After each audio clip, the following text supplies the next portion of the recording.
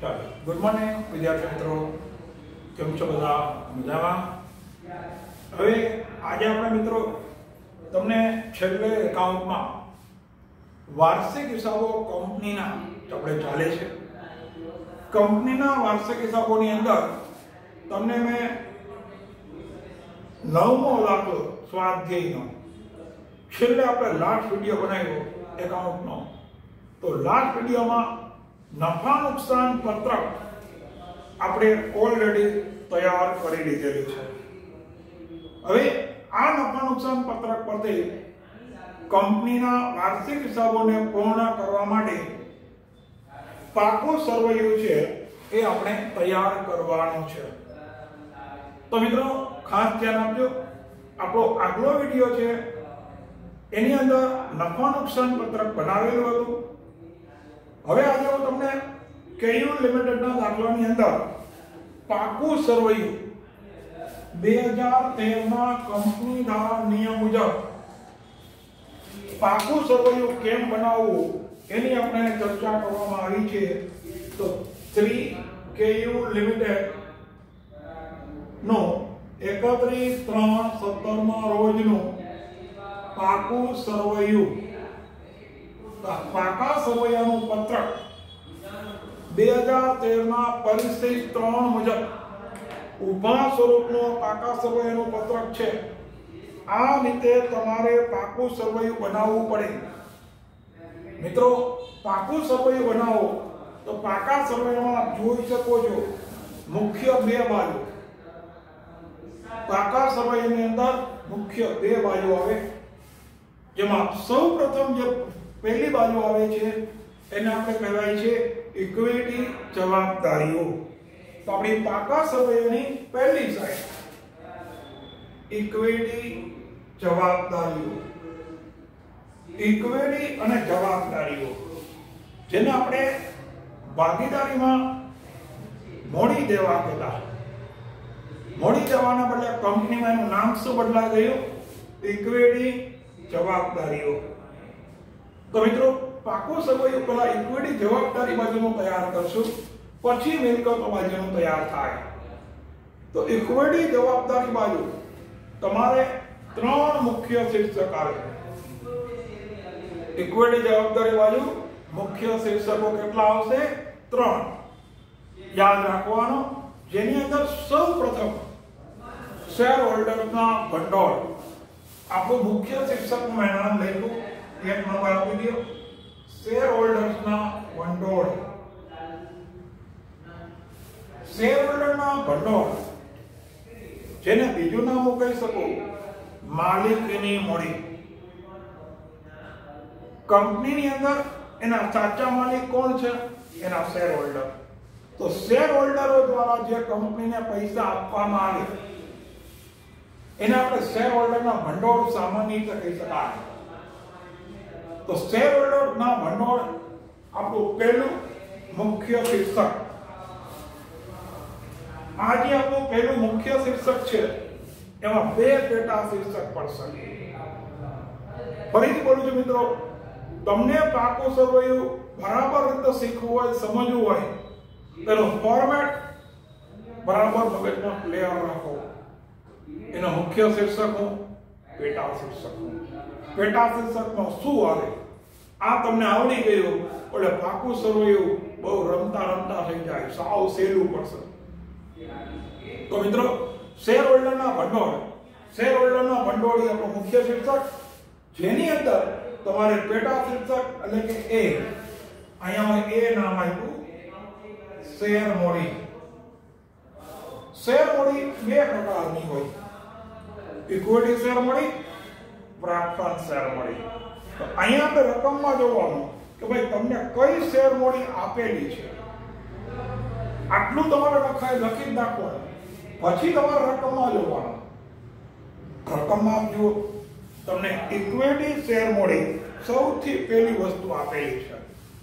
તો અહીં લખવાનું શેર મૂડીની અંદર ઇક્વિટી શેર મૂડી, એની કિંમત 2,40,000. તો ઇક્વિટી શેર મૂડી જે તમને આપી હતી એને અહીં દર્શાવી દેવાની 2,40,000. પ્રેફરન્સ શેર મૂડી આપી હોય તો વધારે આપવાનું, ન આપ્યું હોય નહીં લખવાનું. તો દાખલાની શરૂઆત આપણે કરી શેર હોલ્ડરના ભંડોળ, આપણું મુખ્ય શીર્ષક, જેનું પેટા શીર્ષક મિત્રો આપણે કહ્યું શેર મૂડી. શેર મૂડીમાં ઇક્વિટી શેર મૂડી, પહેલા ખાનામાં એની રકમ 2,40,000. નેક્સ્ટ બી, અનામત વધારો, પેટા શીર્ષકમાં બીજું અનામત વધારો. હવે અનામત વધારાની અંદર તમે બીજું કઈ આવે કે ન આવે, તો તમે જે આગલું નફા નુકસાન પત્રક બનાવ્યું હતું, આ નફા નુકસાન પત્રકમાં 7મો કોલમ જે તમારો ચોખ્ખો નફો હતો, કરવેરા પછીનો નફો, 7મો કોલમ નફા નુકસાન પત્રકના, તો એ નફો જે હતો એને અહીંયા લઈ આવવો પડે. અનામત વધારામાં પહેલી વસ્તુ એ આવે નફા નુકસાન પત્રક વધારો અથવા તો ચોખ્ખો નફો. તો અહીંયા આપણે લખવાનું અનામત વધારોમાં નફા નુકસાન પત્રક વધારો, જેને બીજું નામ કહી શકું તમારો નફો. તો તમે નફા નુકસાન પત્રકમાં તમારો 7મો કોલમ તમને નફો મળ્યો તો 97,800. તો અનામત વધારાની અંદર હવે તમારે રકમમાં જોવું પડે. અનામત વધારામાં આના સિવાય કોઈ બીજી વસ્તુ આવે, સામાન્ય અનામત હોય, મોડી અનામત હોય, કારીગર અકસ્માત વળતર ભંડોળ હોય, તમારે રોકાણ વધઘટ ભંડોળ હોય, ડિવિડન્ડ સમતોલા ભંડોળ હોય. તો આવા બધા ભંડોળો અનામતો એમાં આવી શકે. તો રકમમાં તમે જુઓ, તમને એક કઈ પ્રકારના ભંડોળ અનામતો એવું કંઈ આપ્યું છે નથી આપ્યું. ન આપ્યું હોય તો એક જ ખાલી હતું નફા નુકસાન પત્રકનો વધારો, એ લખીને આપ્યો. પહેલું આપણું મુખ્ય શીર્ષક અહીંયા પૂરું થઈ ગયું. શેર હોલ્ડરના ભંડોળમાં ખાલી 2 પેટા શીર્ષક, શેર મૂડી, અનામત વધારો. બંનેની અંદર જે વસ્તુ આવી, શેર મૂડીમાં ઇક્વિટી શેર મૂડી, અનામત વધારોમાં નફા નુકસાન પત્રકમાં વધારો. બે રકમને પેલા ખાનામાં એનો સરવાળો આઉટર કોલમમાં, આ બેનો સરવાળો કરી નાખવાનો 3,37,800. તો 12 ના ખાનામાં 3,37,800 રૂપિયા તમારે દર્શાવી દેવાના. ઓકે, ચાલો પહેલું મુખ્ય શીર્ષક પછી ઇક્વિટી જવાબદારીમાં મુખ્ય શીર્ષક બીજું, બિન ચાલુ જવાબદારીઓ. નામ કેવું આપ્યું છે? બિન ચાલુ જવાબદારી. બિન ચાલુ જવાબદારીનું બીજું નામ તમને કહું, લાંબા ગાળાની જવાબદારી. હવે તમારા મનમાં પ્રશ્ન થાય કે ભાઈ સર, લાંબા ગાળાની જવાબદારી એટલે હું? જે જવાબદારીમાં સમયગાળો 1 વર્ષથી વધુ હોય, વધુ સમયગાળો હોય, તો એને બિન ચાલુ જવાબદારી કહેવાય. બિન ચાલુ જવાબદારી. જવાબદારીનું બીજું નામ છે મિત્રો દેવું. જે જવાબદારી તમારે 1 વર્ષ કરતા વધુ સમય માટે હોય તેને બિન ચાલુ જવાબદારી અથવા દેવું કહેવાય. હવે આવા બિન ચાલુ જવાબદારી છે મિત્રો, એની અંદર તમારે આમ જુઓ તો 3 પેટા શીર્ષક આવે. 3 પેટા શીર્ષક તમારે A, B, C એમ યાદ રાખવું પડે. એમાં પહેલું લાંબા ગાળાના ઉછીના નાણાં. તો એ કરીને લખ્યું લાંબા ગાળાના ઉછીના નાણાં. તમે 1 કરતા વધુ વર્ષ માટે કોઈ લોકો પાસેથી નાણાં ઉછીના મેળવો, તેને કહેવાય છે લાંબા ગાળાના ઉછીના નાણાં. એમાં કુલ 4 વસ્તુઓ આવશે: ડિબેન્ચર, બોન્ડ, જાહેર થાપણ અને મુદ્દતી લોન, અધરવાઇઝ બેંક લોન. તો મિત્રો આ ચારમાં જે તમને આપ્યું હોય એ લખવાનું. તમને અહીંયા ડિબેન્ચર આપ્યા છે, રકમમાં જુઓ 10% ડિબેન્ચર લખવાનું. 10% ડિબેન્ચર. ડિબેન્ચરની કિંમત આપી છે 1,20,000. હવે બી ની અંદર પેટા શીર્ષક બી અન્ય લાંબા ગાળાની જવાબદારીઓ. જવાબદારીમાં પ્રેફરન્સર પરત પ્રીમિયમ, ડિબેન્ચર પરત પ્રીમિયમ. હવે તમારી રકમમાં જોઈ લો, પ્રેફરન્સર પરત પ્રીમિયમ કે ડિબેન્ચર પરત પ્રીમિયમ કે રકમમાં આપ્યું છે. જો રકમમાં ન આપ્યું હોય તો એને લખવાની જરૂર નથી. મેં લખ્યું જ નથી. તો બિન ચાલુ જવાબદારીઓ લાંબા ગાળાની જવાબદારી કહેવાય. બે પ્રેફરન્સર પરત પ્રીમિયમ, ડિબેન્ચર પરત પ્રીમિયમ એ નથી આપ્યું તો બી મેં લખ્યું જ નહીં. સી માં લાંબા ગાળાની જોગવાઈઓ, પ્રોવિડન્ટ ફંડ, પેન્શન, ગ્રેચ્યુટી, કારીગર નફાવા ભંડોળ, કારીગર બચત ખાતા વગેરે. રકમમાં એ પણ તમને ક્યાંય આપેલું નથી. એવું હું આજે બોલ્યો ક્યાંય નથી, તો એને પણ લખવાની જરૂર નથી. તો બિન ચાલુ જવાબદારીમાં માત્ર એક જ જવાબદારી આપણી છે મિત્રો, લાંબા ગાળાના ઉછીના નાણાં. એ એક જ આવ્યું તો એક લખી 1,20,000 એ જ સરવાળો 12ના કોલમમાં લખી નાખો 1 ને 20.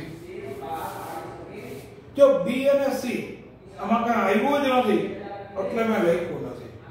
બધા તમને એમ થાય કે ના આમાં લખવું છે તો કઈ વાંધો નહીં, બી લખો. બિન ચાલુ જવાબદારીઓમાં તમારે બી માં લાંબા ગાળાની જવાબદારીઓ ડેશ, સી પાછું કરવું પડે લાંબા ગાળાની જોગવાઈઓ ડેશ. બી અને સી માં કઈ રકમ નથી એટલે આપણે લખ્યું નહીં. હવે આપણું ઇક્વિટી જવાબદારી બાજુ છેલ્લું મુખ્ય શીર્ષક ચાલુ જવાબદારીઓ. હવે તમને અહીંયા ફરીથી સમજાવું. ચાલુ જવાબદારી એટલે જેનો સમયગાળો 1 વર્ષ કરતા ઓછો અથવા એને 12 માસથી ઓછો સમયગાળો કેવો છે? 12 મહિના કરતા ઓછો. જે જવાબદારી તમારે 1 વર્ષની અંદર ચૂકવી દેવી પડે, 12 મહિનામાં તમારે એના પૈસા ચૂકવી દેવા પડે, તો એને કહેવાય છે તમારી ચાલુ જવાબદારી. એ જવાબદારીનો પ્રકાર કેવો આવે છે? ચાલુ જવાબદારી. ચાલુ જવાબદારી છે એની અંદર તમારે કુલ 4 પેટા શીર્ષક આવે. એમાં પહેલું ટૂંકા ગાળાના ઉછીના નાણાં. અહીંયા મેં લખ્યું ચાલુ જવાબદારીમાં એ ટૂંકા ગાળાના ઉછીના નાણાં. તમે કોઈની પાસેથી 1 વર્ષ માટે અથવા 12 મહિના માટે પૈસા ઉછીના લઈ આવો. 1 વર્ષ માટે કોઈની પાસે પૈસા ઉછીના લઈ આવવામાં આવે તેને ટૂંકા ગાળાના ઉછીના નાણાં કહેવાય. આ ટૂંકા ગાળાના ઉછીના નાણાં છે એની અંદર 3 વસ્તુ main: cache credit, bank overdraft અને ટૂંકા ગાળા માટે અથવા કામ ચલાઉ લોન. તો આની અંદર તમે રકમમાં જોવાના, તમને રકમમાં બેંક ઓવરડ્રાફ્ટ આપેલો છે, bank Audi. Bank overdraft 14,400, bank overdraft 14,400 લખવાનો. બેંક ઓવરડ્રાફ્ટ એ આપણી ટૂંકા ગાળાની જવાબદારી બને, ટૂંકા સમય માટેની આપણી જવાબદારી બનશે. એમાં બેંક ઓવરડ્રાફ્ટ 14,400 રૂપિયા લખવાનો. હવે સી ટૂંકા ગાળાની જોગવાઈ. ફરીથી કહું છું, ચાલુ જવાબદારીમાં 4 છે, એમાં જે આપ્યું એ જ હું લઉં છું. ડી માં મેં લખ્યું ટૂંકા ગાળાની જોગવાઈ. ટૂંકા ગાળાની જોગવાઈ એમાં કરવેરાની જોગવાઈ અને સૂચિત ડિવિડન્ડ. તમે રકમમાં જુઓ, તમને હવાલામાં આપ્યું છે કરવેરાની જોગવાઈ. જ્યારે કોઈ વસ્તુ હવાલામાં હોય તો એની 2 અસર આવે. એક નફા નુકસાન પત્રકમાં છઠ્ઠું કોલમમાં કરવેરાની જોગવાઈ તરીકે તમે બાદ કર્યું. હવે આ કરવેરાની જોગવાઈની બીજી અસર, કરવેરાની જોગવાઈ તમારે ચાલુ જવાબદારી તરીકે ટૂંકા ગાળાની જોગવાઈમાં એને દર્શાવવી પડે.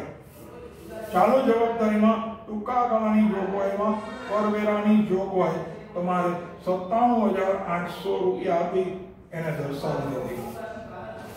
હવે આ બંનેનો સરવાળો 14,400 પ્લસ 97,800 1,12,200 રૂપિયા આઉટર કોલમમાં આપણે દર્શાવ્યા. હવે મિત્રો પાકા સરાયમાં ઇક્વિટી જવાબદારી બાજુ અહીંયા કમ્પ્લીટ. 3 વસ્તુઓ મેઇન આવી: શેર હોલ્ડરનો ભંડોળ, બિન ચાલુ જવાબદારીઓ, ચાલુ જવાબદારીઓ. આ ત્રણેય વસ્તુઓનો સરવાળો કરવાનો તો કુલ સરવાળો તમારી પાસે આવી ગયો 5,70,000. 5,70,000 રૂપિયા ઇક્વિટી જવાબદારીનો સરવાળો આવ્યો. હવે તમારે એક નિયમ આપવાનો, જેટલી વસ્તુઓ નફા નુકસાન પત્રકમાં લેવાઈ જાય એને ટીક કરી નાખવાની. જે વસ્તુઓ ઇક્વિટી જવાબદારી બાજુ આપણે લેવાઈ ગઈ હોય એને પણ ટીક કરી નાખો. પરિસ્થિતિ શું થશે કે તમારી આખી રકમમાં, તમને જે રકમમાં સરવૈયું આપેલું છે મિત્રો, કાચું સરવૈયું, એમાં તમે ટીક કરતા જાઓ તો હવે તમારી પાસે વધીને 4-5 વસ્તુ જ વધશે કે જે ખાલી મિલકતોમાં આવે. ટીક કરવાની સિસ્ટમ ફરજિયાત રાખવાની. ટીક કરવાની સિસ્ટમ રાખશો તો તમને બરાબર રીતે સમજાશે. હવે આપણે જુઓ, ઇક્વિટી જવાબદારીમાં, ઇક્વિટી અને જવાબદારીમાં આવે એવી વસ્તુઓ કેટલી છે એ આપણે આખી લઈ લીધી. ઇક્વિટી જવાબદારીની આખી સાઈડ ક્લિયર. હવે તમારે ખાલી શું કરવાનું? મિલકતોનું લેવાનું. તો આની અંદર ઇક્વિટી જવાબદારીની જેમ અહીંયા હું લખું મિલકતો, અને પાકા સરવૈયાની બીજી બાજુ આવે છે મિલકતો. એમાં પેલું મુખ્ય શીર્ષક આવે બિન ચાલુ મિલકતો. પાકા સરવૈયામાં પેલું મુખ્ય શીર્ષક બિન ચાલુ મિલકતો. હવે તમને પ્રશ્ન થાય કે ભાઈ બિન ચાલુ મિલકત એટલે શું? બિન ચાલુ મિલકતનો અર્થ એવો થયો કે જે મિલકત ધંધાકીય એકમમાં 1 વર્ષ કરતા વધુ સમય માટે હોય.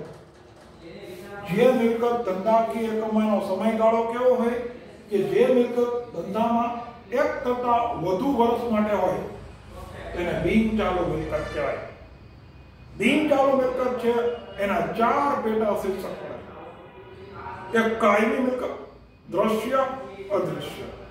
અહીંયા આપણે રકમમાં જોઈ લઈએ, તમને કાયમી મિલકત, દ્રશ્ય કે અદૃશ્ય આપેલી છે. તો અહીંયા એ કરીને લખું નીચે કાયમી મિલકત. એમાં પેલું મિત્રો દ્રશ્ય. હવે તમારા રકમમાં જોવાનું કે દ્રશ્ય જેને જોઈ શકાય એવી મિલકતો તમને શું આપેલી છે. કાયમી મિલકત દ્રશ્યમાં તમે જોઈ શકો છો જમીન મકાન આપેલું છે.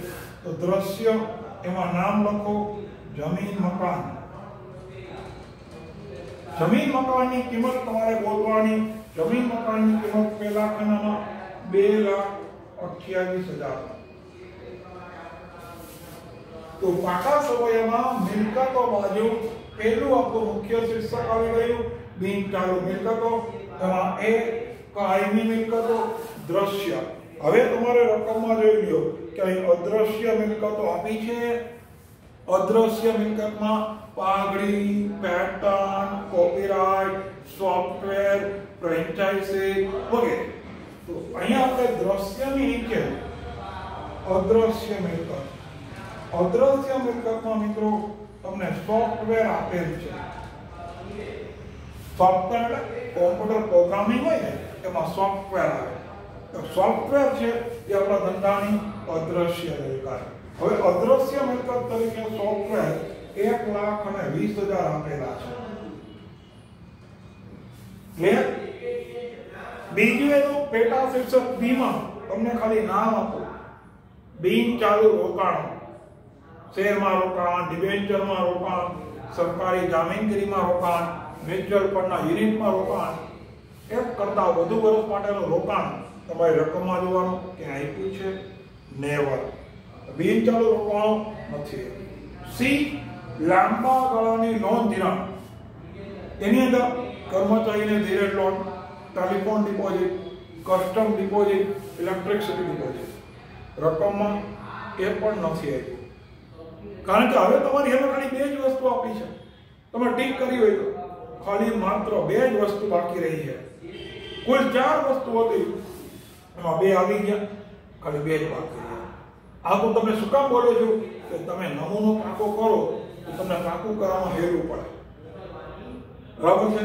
સી પછી ડી અન્ય બિનચાલુ મિલકતો, ડિબેન્ચર વટાવો, જાહેરાત ઝુંબેશ ખર્ચ, સંશોધન વિકાસ ખર્ચ, એક કરતા વધુ વર્ષ માટે.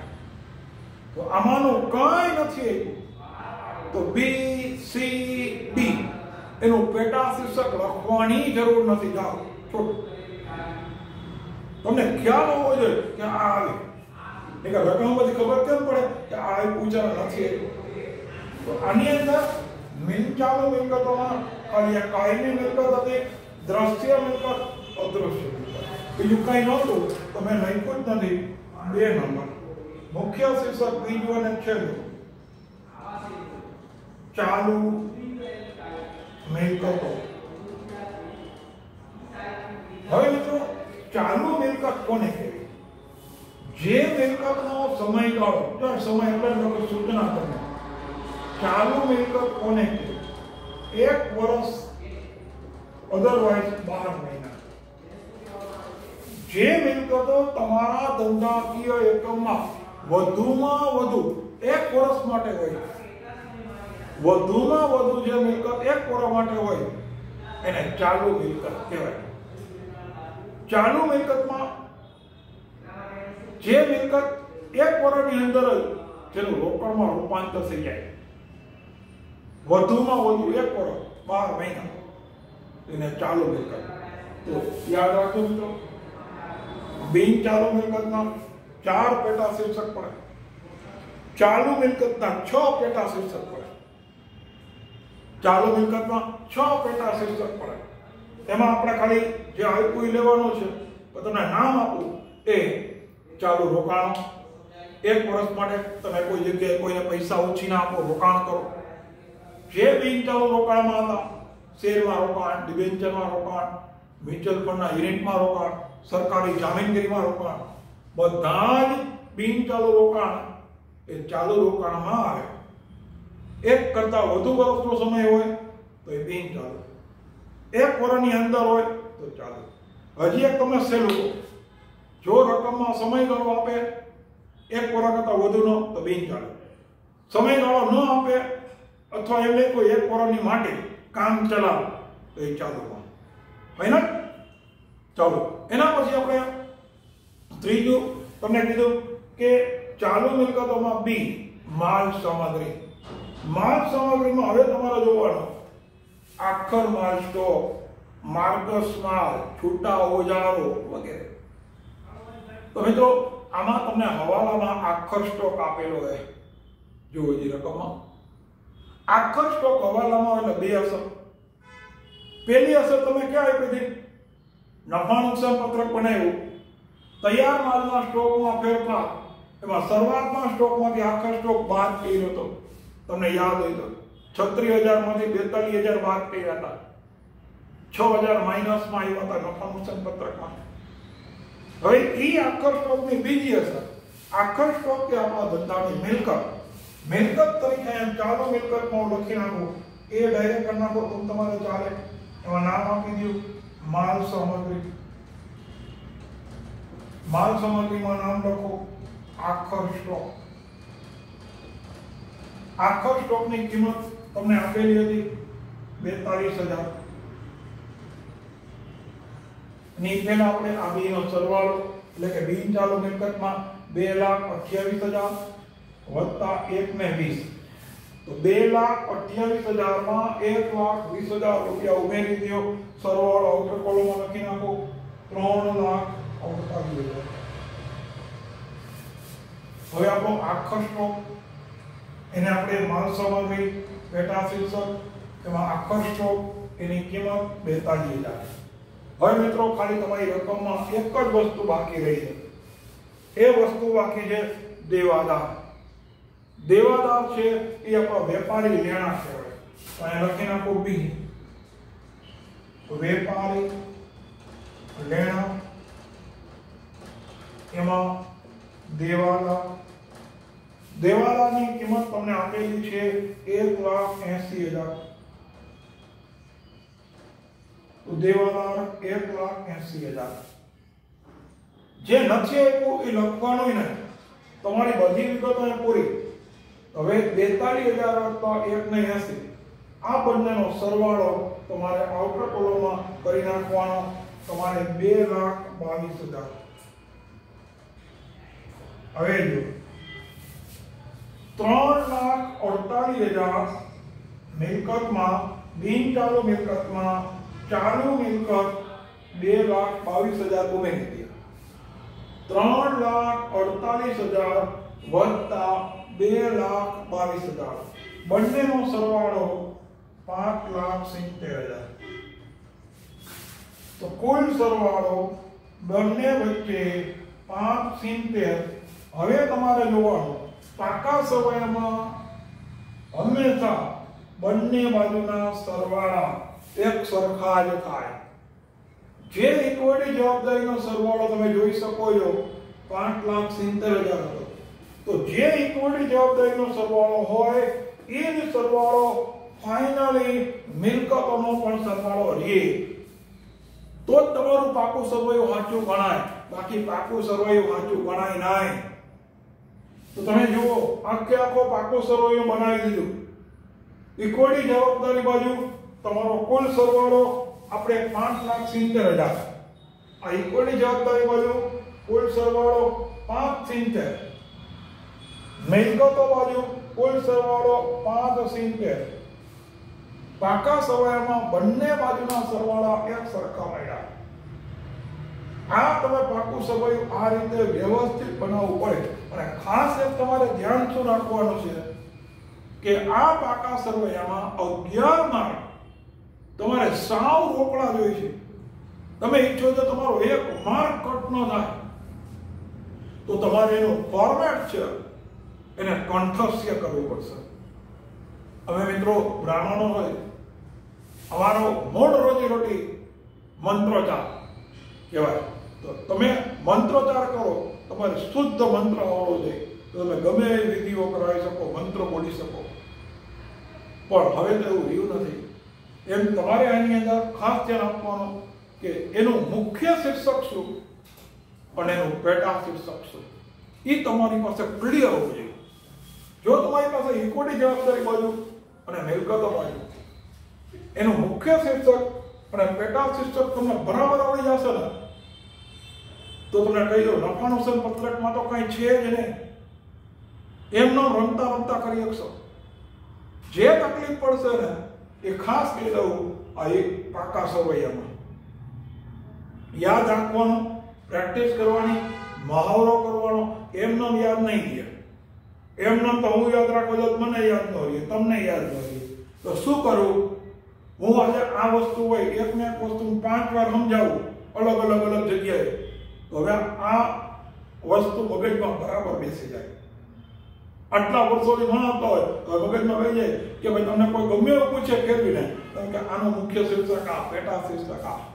તો તમે તો મિત્રો ફર્સ્ટ ટાઈમ ભણો છો, તો તમારે વધુ મહેનત કરવી પડશે. મહેનત તમે કરશો ને તો સમજાશે દાખલો ગણવામાં આનંદ આવશે. લે અને આના સૌથી બહુ જ ઇઝીલી 11 માર્ક આવી જાય. અને બીજો પોઈન્ટ ઉપર આ 11 માર્કનો બીજો દાખલો તમે કરવા જાય છો ને ભાગીદારીના વાર્ષિક હિસાબો, એમાં 5 ખાતા બનાવવાના હશે.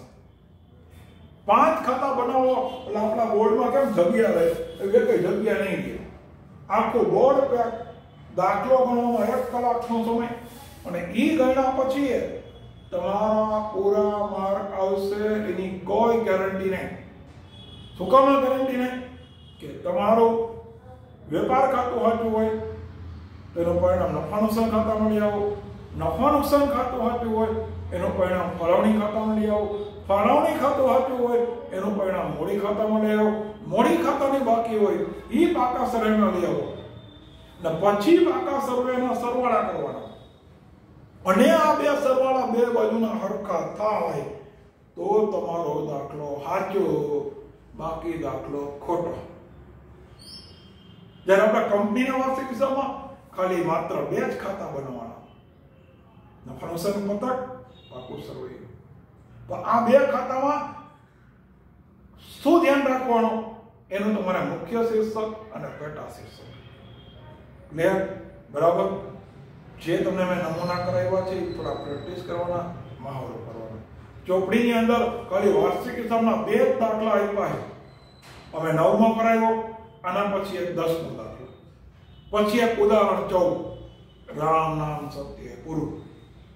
3 દાખલા કરો તો વાર્ષિક હિસાબ પૂરા. છતાં આપણે એક બે દાખલાઓ વધારાઓ લઈશ પ્રેક્ટિસ માટે. આપણે ગાળા એસાઇનમેન્ટના પેપરમાં આપ્યા છે, બોર્ડમાં પૂછાયેલા હોય બોર્ડ વાળાએ એવા દાખલાઓ એકાદ બે છે.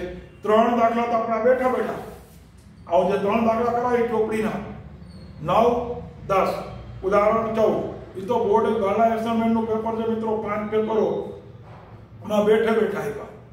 વધારાના 2 દાખલા છે કે જે બોર્ડમાં પૂછાયેલા હોય એ આપણે વધારે કરશું. અસ્તુ, જય હિન્દ, થેન્ક યુ.